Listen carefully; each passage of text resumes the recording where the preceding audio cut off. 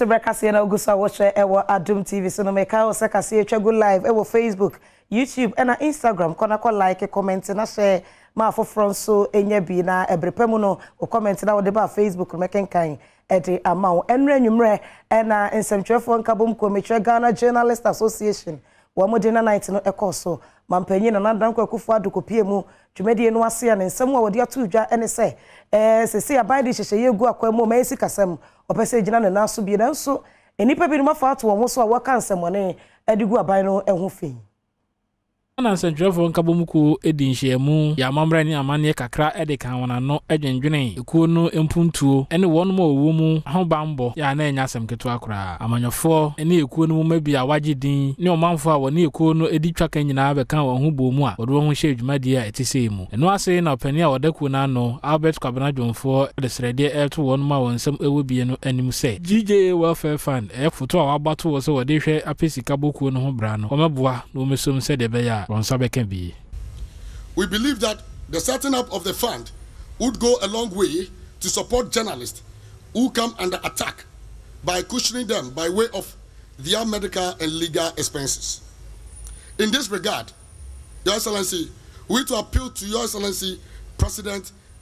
Akuffo-Addo to support the fund financially to enable the GJA to achieve the purpose for which it was set up. Ghana mampani na nado danko Akuffo-Addo enso editor nsantwerofo a etwahia ho nyina anim se apakese a wogina so edi wondwuma no wonya so osori a wodi twatro efa aban ehenhye ya wodi agu akwan mu no ho esa emu akora. As natural as it should be, there would be those who would seek for narrow partisan end to spew truths, untruths about these measures, with the ultimate goal of being able to misinform the Ghanaian people and creating disaffection for government. I would urge you not to fall prey to the schemes of such persons. Information regarding the ongoing process is readily available in the Ministries of Finance and Information, and I entreat all of you to assist in this endeavor on the basis of the well-established principle of facts are sacred, but comment is free. Oye no sadi tu dwase aban ni so ade hunu pa ne se obeson centralfo asene na waboa won se de be ya won dwumadi ebekoso totin. The combination of all these have meant that the Ghanaian citizen, through the presence of a dynamic media,